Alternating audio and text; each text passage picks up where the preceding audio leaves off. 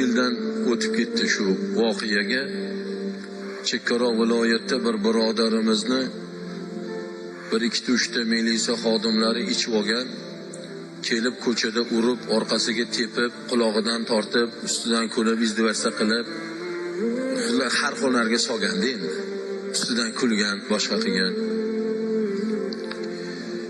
Oxiri ikkitasi ushab turib, bittasi zajkalka bilan bechorani soqolini yo'qib yubordi-da, qarang. Shu darajaga borgan. Shu darajada qadr yo'q edi-ku unaqa insonlarda.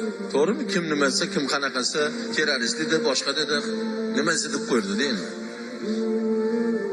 Shu darajagacha borgan, soqoligacha yo'q borgan. Ketdim deydi.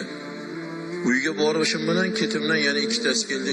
Yur biz ham bu yoqqa yur deb mashinaga bosib, nima endi nima? Soqolimgacha yo'qdilar. Yana nima xohlaysanlar desa, yur deb biz Banisaga olib bordik. Banisaga kirsak, boyagi soqolimga zajkalkamdan olov yo'q borgan militsiya og'zidan qon ko'pik kelib, reanimatsiyada xirillab yotibdi, o'la olmaydi deydi. Men nima qilay? Siz boya sen ketganing, keyin ketishimdan orqangdan hushidan ketib yiqilib, mana shu yerda cho'zilib qoldi. Endi rozi bo'lgan,